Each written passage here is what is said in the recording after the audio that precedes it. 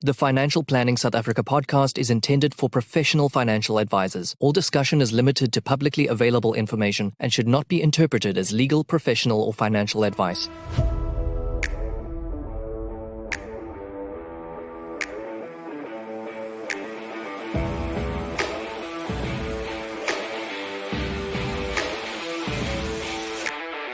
Hi, I'm Louis van der Merwe, Certified Financial Planner. Join me every week where I get to have discussions with global leaders in the financial planning space to help you serve your clients better and run a more efficient financial planning practice. This is Financial Planners South Africa podcast. Portfolio Metrics is thrilled to bring you this podcast in support of our common passion for people and the evolution of wealth management. Our global business links precision investment management to expert financial advice through partnerships and technology. Portfolio Metrics is an authorized financial services provider. ComSpace is a revenue management solution developed specifically for independent financial advisors. It is a web-based application that tracks, allocates, and manages advisor revenue. The system seamlessly reads commission statements from financial institutions and can address any permutation of commission splits. ComSpace provides mind-blowing, out-the-box revenue business intelligence and analytics, along with super flexible reporting to effectively manage and grow your business. Welcome to another episode of Financial Planners South Africa. Today in the studio, I have with me Mac Gardner. Mac is the CEO, the Chief Education Officer at FinLit Tech, the author of 2 books, including The 4 Money Bears, which is one we'll chat a little bit about today, and super passionate about educating clients. Mac, thank you so much for joining me today. Louis, thank you so much for having me. Truly an honor and a pleasure to join you on your show today.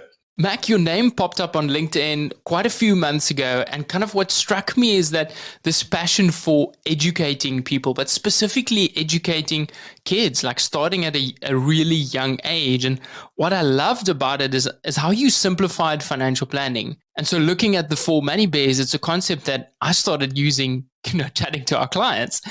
Give us a little bit of a backstory. How did the 4 Money Bears come about? Sure. The idea of the 4 Money Bears came about actually through my first book. So my first book is titled Motivate Your Money. I had my practice in Houston, and I've been blessed to have been in this business for 20 plus years, and I've worn a lot of different hats, right? So I started off in retail banking, and then I went to trust administration, and then I did commercial and corporate lending, and then I did corporate 401k plans, and then financial planning. So I have all these years experience, and the thing that was very surprising to me was that so many of the people that I was working with, and these were millionaires, these are people that had money, didn't have a lot of basic financial planning education understanding. And I was like, wow, this is interesting. So my first book is titled Motivate Your Money. And I wrote that one for adults. So adults could have, baseline understandings of certain concepts that we take for granted in the business. And I have my Mac Nuggets, little words or sayings or, ideas to just simplify stuff for adults. One of my clients came to me, Louis, and was like, hey, Mac, love the Mac Nuggets, love Motivate Your Money. Would you be open to writing something or creating something for kids? And we both had elementary school students at the time. So I was like, okay, how old? She said, like elementary school. I said, oh, it should be fun. So in my first book, I talk about the 5 steps to financial success. You have to plan accordingly, spend cautiously, save diligently, invest wisely, and give generously. These are just 5 steps that folks I had been working with for years. Unbeknownst to them, they were doing it, and they had money to retire, to pass on for legacy planning. And so I said, okay, how could we dilute this or make it something where a child can understand? And I said, well, there's only 4 things you can do with money: spend it, save it, invest it, or give it away. And that is how the 4 Money Bears came to be: spender bear, save bear, investor bear, and giver bear. I think it's so brilliant that you simplify it and you moved down, apart from just generating that income, looking at these 3 areas of 4, at least 4 areas, the 4 things that you can do. The one that often seems amiss to me is the giver bear, right? In conversations with clients, it doesn't always come up. We're used to thinking of legacy planning and, I'll leave some of that money behind when I pass away, or often associate that with older clients. How do we bring that into our conversations as financial planners with younger couples that might have a budget that's super tight? Like, how do you see that giver component fit into their budgets? And also then, what does that bring to them when they get it right? One of the areas that we really were looking at with the For Money Bears book is the early awareness.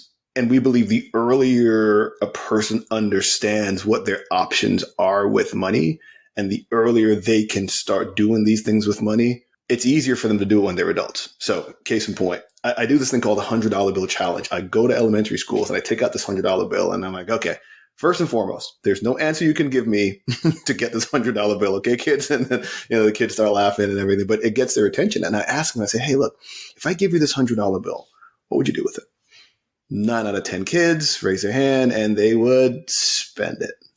And what it really started to show us, Louis, is that children are conditioned to consume from a very early age. And so kids understand the spend and they understand the save, right? They know they can put money in a piggy bank. And for the most part, that's it. So what our thought process is, we need to explain to them that they have 4 options, right?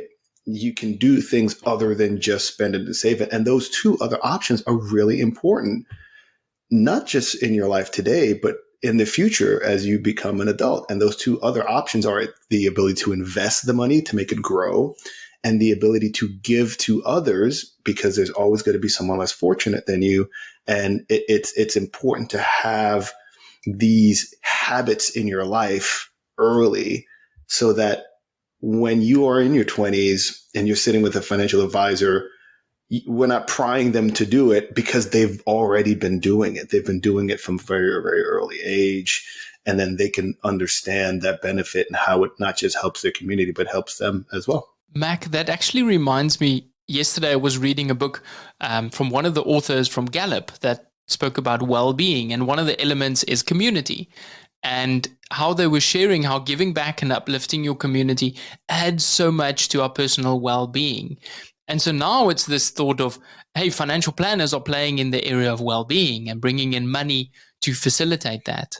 Yeah. So we look at this bigger picture of financial wellness. And one of the reasons why we started FinLit Tech is our mantra is to build a bridge between financial literacy and financial technology. We believe there's a formula to the financial wellness space that people are trying to get to. These are our clients. These are financial advisors trying to help their clients. So there's the financial literacy, right, which is education. Extremely important. You need to have that education out there. But there's a problem. You need the financial capability. You need to give people the tools in order to reach financial wellness, right? So in our mind, with regard to the For Money Bears, the book is a neat tool. We're developing an app called the For Money Bears Berryville. And the idea is, okay, here's education. We've got that. Here are now the tools to be able to allow an advisor to say to a client with a young child, hey, play this game, understand these concepts, implement these concepts, and then take that into the real world, right? So that's why I think technology and fintech has a big part. It plays a big role in helping society, and all these communities get better, because we can have this education, we can provide these tools, digital tools, and we can leverage these digital tools and provide them to communities that have been underserved and overlooked for years. So yeah, I totally agree with you. Financial wellness is where everyone's trying to get to. And we live in a time where there's technology being developed to really enhance that and get us there a lot faster than we may have in the past. Can we maybe talk a little bit about practically how that would work? So if I understand this correctly, the child would install this on their iPad or iPhone. They'd be able to play the game, or whatever platform it would be available. What would this game be about? Share a little bit about that. Yeah, we this is funny, because when we wrote the For Money Bears book, we really didn't expect to get the sort of feedback that we did, the response that we did. I wrote it years ago, and proud to say that we have global a global brand that we're developing really when we have sales in Canada, South Africa, UK, France, Germany. It's really amazing. And what it shows us is that financial literacy is not just a US problem. It's a global issue. But what some of the feedback that we would get is, Mac, love that you wrote this book to teach kids about what to do with money once they get it. Are you writing a book to teach kids how to earn money? Because that's pretty important too. And so what we decided to do with the For Money Bears Berryville app is to create a gamified financial education solution that teaches what I call both sides of the personal finance fence. And here's what I mean. The premise of the game, it's a farming game. You inherit your family's berry farm. And so you have to take care of the farm and you have to earn money through farming these berries. So that's the entrepreneurial side that we're looking to really engage young people. And then once you've earned the money, we now have the For Money Bears interacting with the player to provide quests and quizzes and give guidance on what to do with the money now that you have it. So that's really the overall premise of the For Money Bears Berryville is to help engage young people and serve as the sort of their first digital financial education experience, a sort of digital lemonade stand. Mac, that is brilliant. I remember growing up playing a game called Theme Hospital, and you also had a bank account and you were running a hospital, and kind of it teaches you, thinking back now, it teaches you ideas of business, right? It's life skills that is so desperately needed. And obviously you are extremely passionate about financial literacy. How do you couple that with kind of finding shorter term evidence that you are moving the needle? Because these things are 30-year plans, right? You'll only see the fruits of Berryville, excuse the pun, 30 years from now. Like, what are the short term measures that you're looking at to see if you are moving the needle or moving in the right direction? Okay, I love that question. And just for everyone listening, you did not prep me with that question before this conversation. But so with the For Money Bears Berryville, what we've done is we've developed a new methodology for delivering financial literacy. And we call it the TAT method, TAT. We teach, we analyze, and we track the progress. And the question you posed, Louis, is so important because financial literacy to this point has been very sort of one and done. Like you give a kid a book, hey, read this book, and all of a sudden you're financially literate. It doesn't work like that. Financial literacy education is based on and derived from behaviors, early, healthy financial behaviors, right? Become, financial traits, and then eventually become who you are as a person. So habits, behaviors, and traits is what I like to say. That is really key to our game. This user, and it's not just for kids, by the way. My developers are always saying, Mac, it's not just for kids. It's 7+. Adults can play this game. Anyone who wants to play and learn about money can play this game. But the whole idea is for us to be able to teach financial literacy utilizing the game, analyze what this user's doing. From a young person perspective, we have this hypothesis that most kids are going to be spenders and most young people are going to be spenders in this game. And so we're going to be able to analyze what they're doing and sort of nudge them to do different things and try different things with their money, investing, saving, giving, so on and so forth, and then track that progress over time to be able to show the parent who's going to get a report, say, hey, this is how your child is doing. Or for enterprises, financial institutions, banks, we're working with banks that have Community Reinvestment Act divisions that want to be able to say, hey, we're giving back to the communities, but we've never been able to track the data on how well these people are doing or any of this stuff is working. That's what our platform's going to be able to do. So it is a fun teaching platform, but it's also going to be able to collect this data and really show folks over time, hey, look, this is the progress being made in these communities and these areas through a game. I love how you put that it's actually a behavioral change, right? The work that we do with our clients and their future generations is about changing habits. It's about making decisions that, will leave a lasting impression and build additional wealth and help other people. But why is that so difficult to change someone's behavior? So from the financial literacy side, we talk about the aspect of socialization a lot. If you look at our deck and look at the work that we put together and put out there, we talk about language and food and certain things in our lives just becoming a part of who we are because it's socialized at a very, very early age, right? I like to say that all we are at the end of our days is a collection of stories. We literally just go through life hearing and sharing stories. And our children, right, if you're a financial planner, if you're a financial advisor, our kids are going to be lucky to hear what stocks are, what bonds are, why budgeting is important, 401ks, IRA, all those things. 9 out of 10 kids won't hear this stuff because they don't grow up in households that are CFPs or CPAs or what have you. And so our thought process is if we can get this book into the hands of kids or families with young kids, and then all of a sudden the narratives in these households change, the stories in these households change. And when this child gets $100 for a birthday or for whatever, the holiday, instead of running out and blowing it on sneakers or toys or candy, they can sit down with mom and dad, and we haven't talked about that bridge yet, but I'd love to talk about that further down in the conversation. But they can now look at mom and dad and say, hey, you know what? Let's take $25 and buy something cool. Let's take $25 and put it in a piggy bank or put it somewhere. The technology is around that allows people to buy fractional shares. So a child can buy $25 worth of Nike or Coca-Cola or whatever, or $5 or whatever, and then give $25 to someone else. So that's really what we're looking to do with the book. And then the app or game just expands that and allows us to scale the story and scale the resource a lot easier. So, Mac, are you talking about real, actual money that's going into an account that they would allocate, or would it be kind of a ghost portfolio that you often see these simulators work? So for the game, it's educational.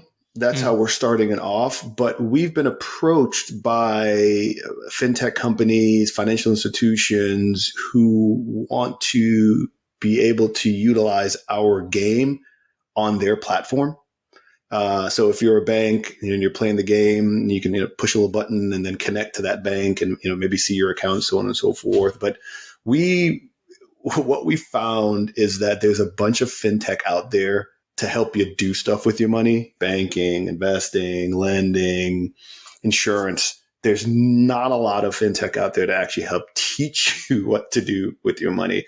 And so that's the lane that we're really looking to stay in early in the development of the game. But guess what? Each beer represents some function of money, right?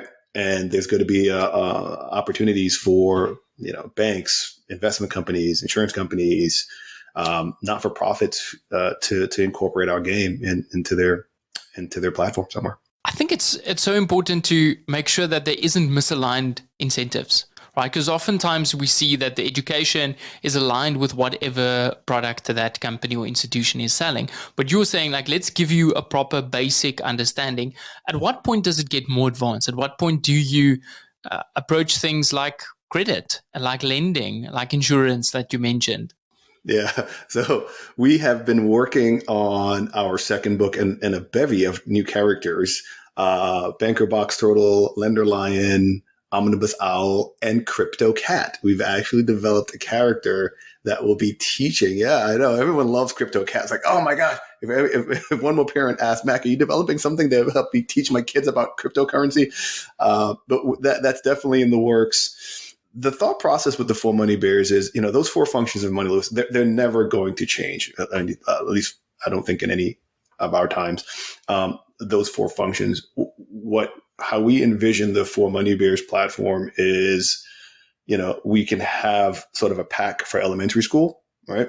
And then a pack for middle school, a pack for high school, and then just have those 4 concepts, but just have the outputs and have the content on the platform, engaging different age groups so that we can talk about all these different things. But I think you've got a great point. We need to be able to meet people where they are when it comes to financial education, which is why we decided a gamified solution, because our target demographic is, elementary school, sort of, 5 to 10.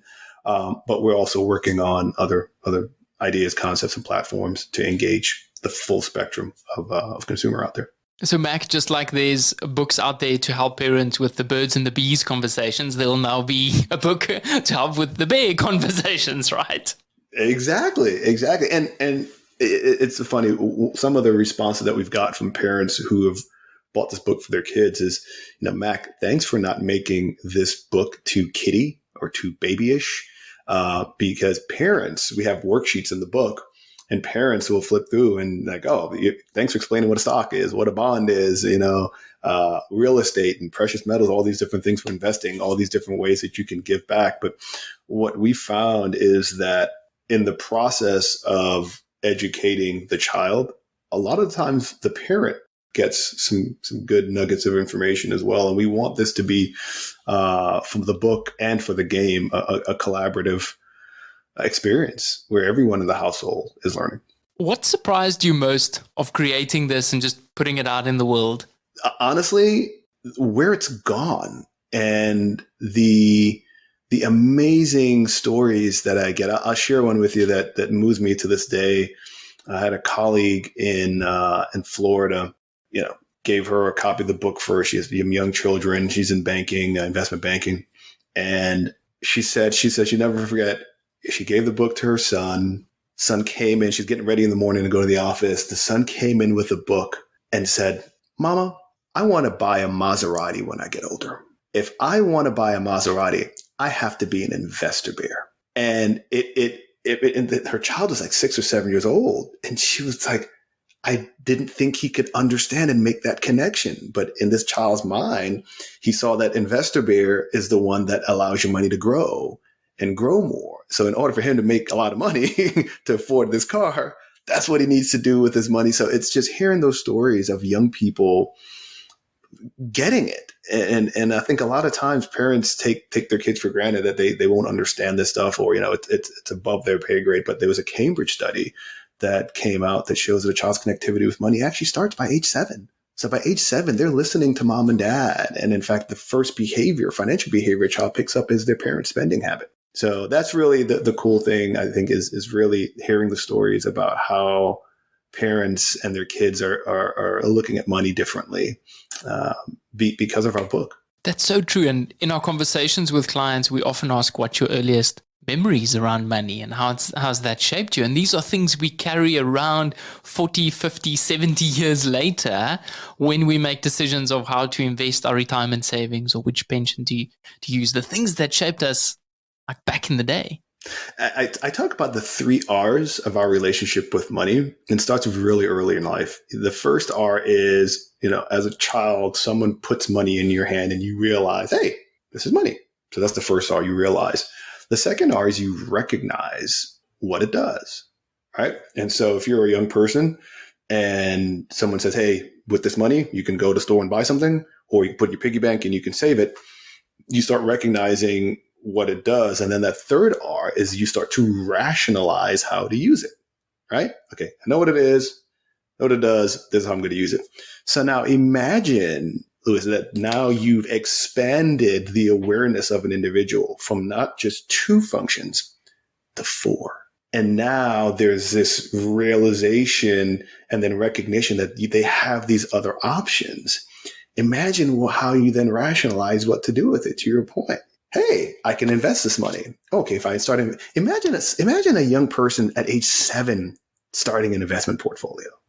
We talk about the wealth gap. You talk about all these inequalities around the country, but just providing a little education and the tools for young people. Imagine the runway now. You've got a 30, 40, 50, 70-year runway because you started investing when you were 7 and not in your 20s as most people do. And then giving and all these other functions, things you can do in your community because you started a practice of giving money to either communities or organizations from a very, very early age. And that's now part of your DNA. I think amazing things can happen in our society.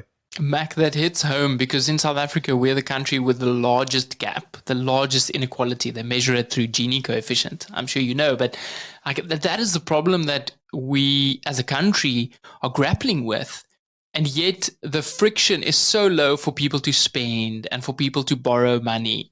And as we're getting more and more digital, you don't even need to carry a card anymore. You can just tap your phone and there you go. Like, are we moving away from actually realizing and rationalizing the value of money, like specifically for our kids? I think we could. I've talked to folks about how technology is changing our ability to spend and our ability to interact with money, and how that is because it's making it so easy to do, that the need for more education is greater. Right? When we were in a cash-based economy and you had that $10 in your hand, and you were pretty much the $10 is what you got. Now we're in an economy where credit is a lot easier to get. It may be high cost, but it's easier to get. And you're not constrained by that physical cash anymore. To your point, we just, you got a phone, you got something on here, and then you just go and you boop, and all of a sudden, if it's more effective and efficient to spend, that's great for the economy and great for these consumers, but these businesses. But how great is it for the end consumer who's never gotten the education to say, hey, look, you can't just spend everything. You've got to start giving your money purpose and giving them missions to do certain things. So that's why I think we're in an age where it's really important to start exposing younger folks to these functions of money and what their options are, so that they don't fall into these traps to just go ahead and consume willy-nilly and all of a sudden find themselves in a ton of debt. This is helpful for our profession too, because I tell people, you want an educated client. You want a client that has a need for us, that views what we do as important, because you don't want someone that doesn't have money, that doesn't want to listen to why planning is important. We want that as a profession. And so I think by educating our clients, and then they'll know when to come to us, because they're like, look, I know what to do this stuff, but I need someone that can really take it to the next level and help me out. I think financial education is key to some of these things. I often think about an entrance exam for clients to say, well, before you qualify, like, write an exam on what these basic things are. Because we still have clients asking us, what do we call what you do? I don't like, well, how do these things work? And a certain element is probably just the trust and, outsourcing it. If they wanted to do it themselves, they wouldn't be there in the first place. I want to talk to you a little bit about the impact that we see in specifically financial planners starting out and losing almost that value of money, right? You're working with a large investment amount. And when you look at your own money, it can, you can almost lose the concept of what these figures mean and what it relates to. So I want to hear from your experience as someone that has more than 20 years experience in this profession. Like, how did that impact you dealing with large investment numbers and like large figures when looking at your own finances? One of the reasons why I started my own practice was because I was fortunate to be in roles working in the high net worth, ultra high net worth space.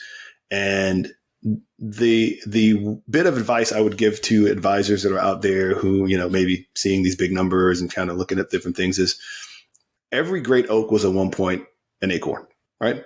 You just happen to be coming into these people's lives at this stage of their life, right? You don't know the backstory about how that money got there, the business they may have started, maybe it was inherited. And so all that stuff, honestly, is inconsequential.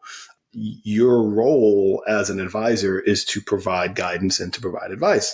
I like to joke around that you can't eat tomorrow what you didn't plant yesterday, right? So as an advisor, if you're starting off, okay, you may not have all these millions of dollars in your account, but theoretically, if you stay in the business long enough, you take care of enough people, you could build a book of business that is quite significant, and your own personal or your firm's worth could grow in lockstep with it. So the amount of commas in your client's balance sheet or financial plan really has nothing to do with it, because the family and the future, I talk about the 3 F's in my first book, Family, Finance, and Future. When I would sit down with advisors and I was coaching them, the first thing we talk about isn't finances at all.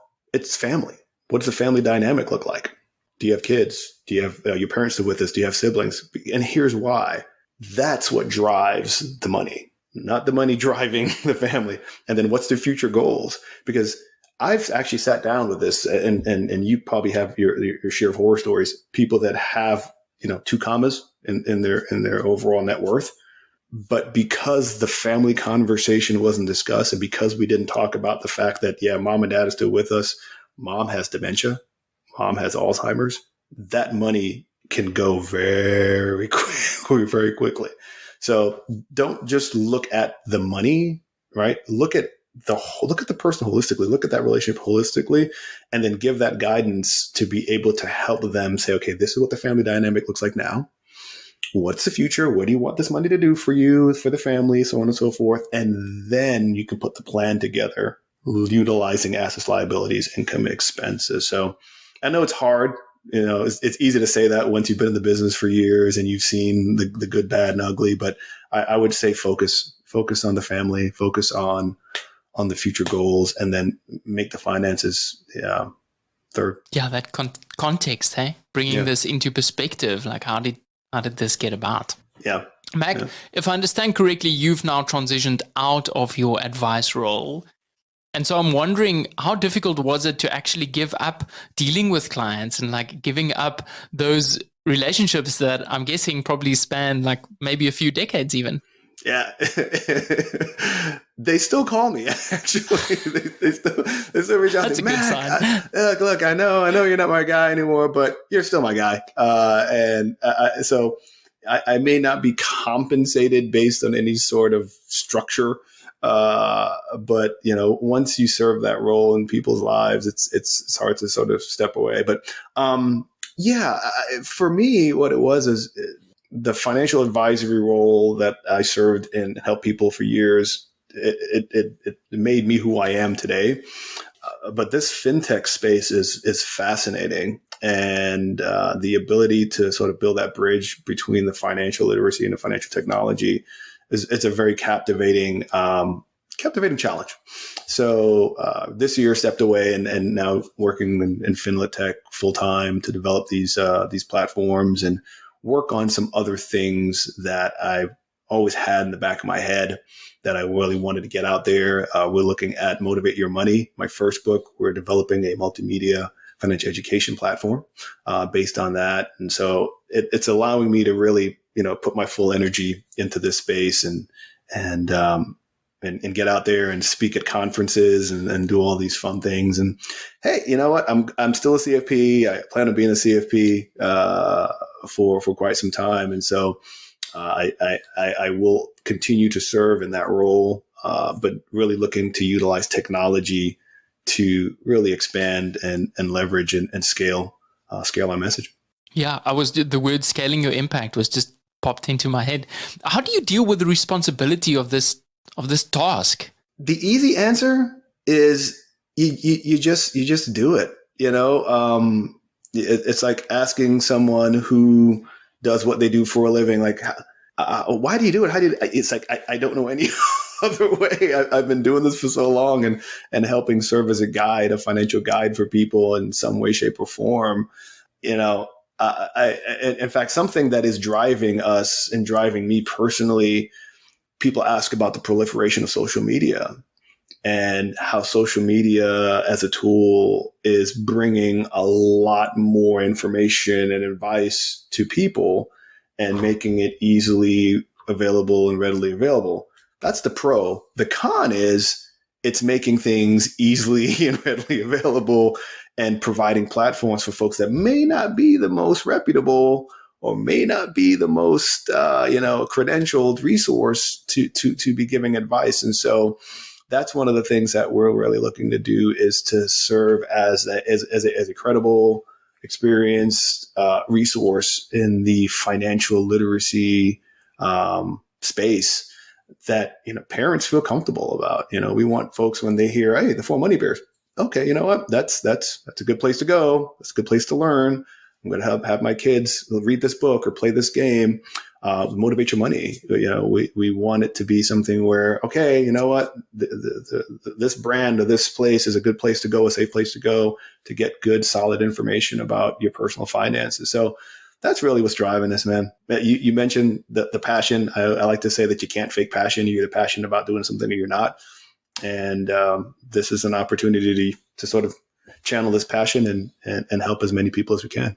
I can see how you're just exploring different paths and saying, okay, this is taking us down this road, and it's making a massive impact on the people that are getting to consume this. Yeah. And if you can, what do they say? Try to solve a problem in life and in the world.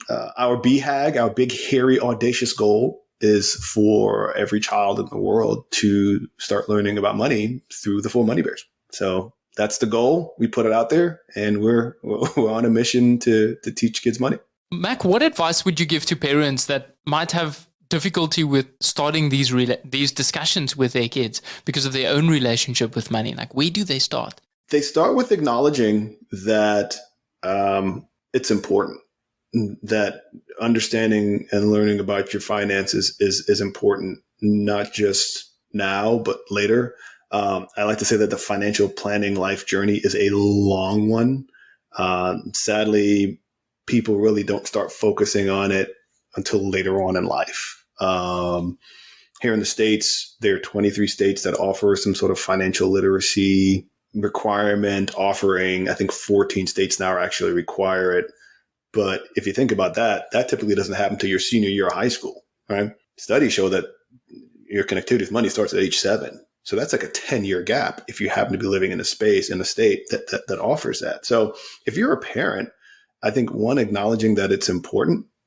And then 2, just feeling comfortable talking to your kid about it and understanding that they understand.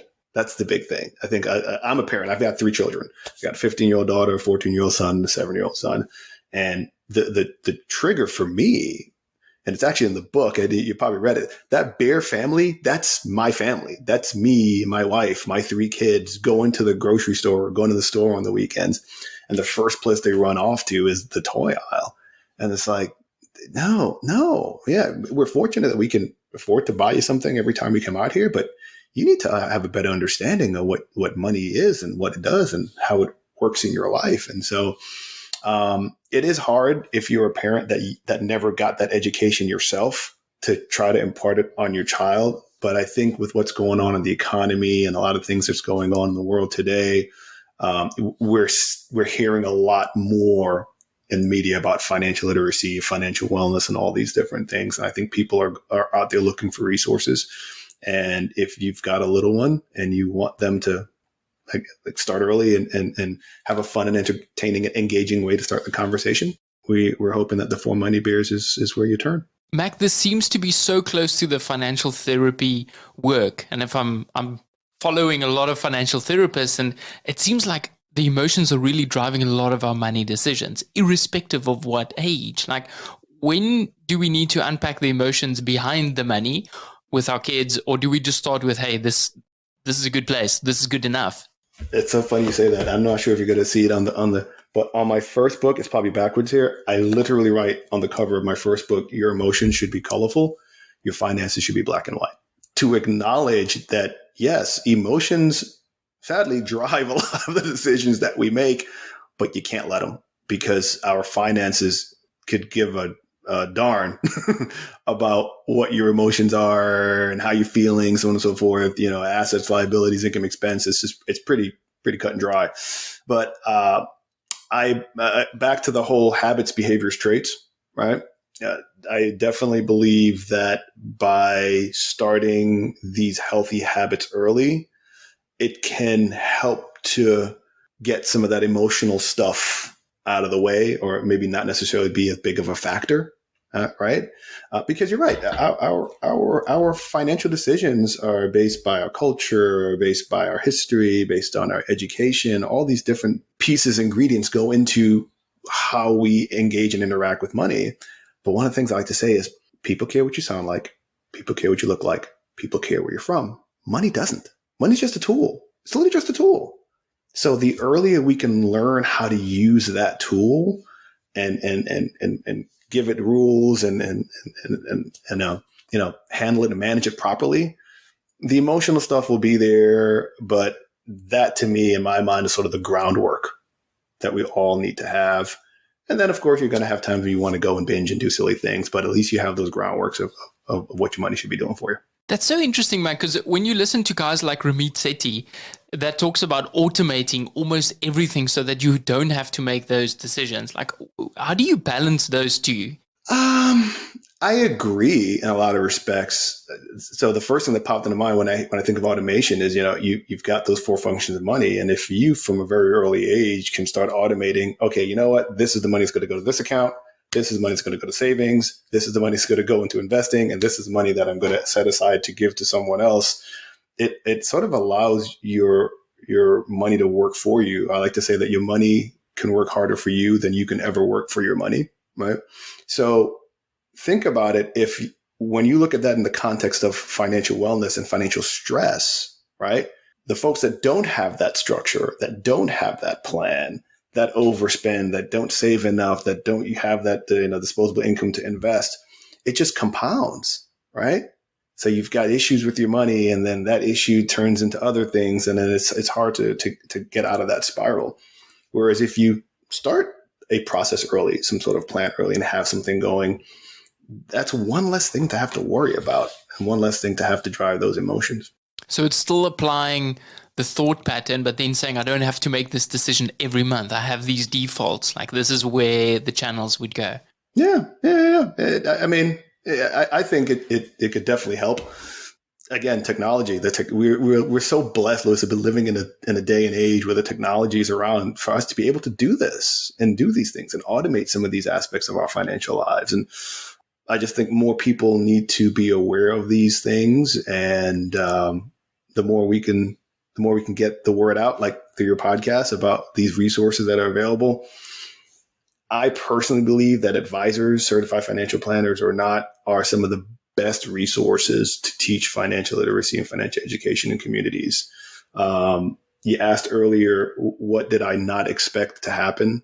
I did not expect for financial advisors across the country to be utilizing our book as a tool to give to their clients with young kids. And that came about through a collaboration, a partnership with eMoney several years ago. And, it came to the conference and started talking about the importance of financial literacy at an early age. And so I'd never thought that, and blessed to have that space in the financial advisory world to help people. This definitely is a global community of financial planners and advisors that I think that just want to make things a little bit better and a little bit easier for our clients. Yeah. And you are definitely doing it. Mac, I want to thank you so much for being here today and sharing your passion. It's something that you cannot fake. And it shows in the work that you do. If people want to reach out to you to learn a bit more, what's the best way for them to get hold of you? You can learn more about the 4 Money Bears at our website, www.the4 Money Bears. I spell out the and 4 because some people put the number 4 in there, and I was like, no, it's actually the 4 Money Bears spell out.com. You can actually download the demo of the 4 Money Bears Berryville. It's out and available on the Apple Store as well as Android. And you can learn about our books. You can find our books on Amazon as well. Seems like you buy anything on Amazon nowadays.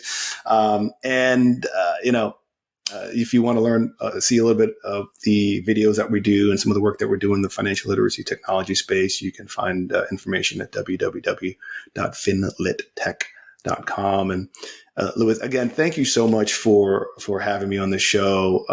Follow what you do and the work that you do, and it's again an honor to be here and to share these stories and share these ideas and these really cool projects we're working on. And as I like to say, the journey continues.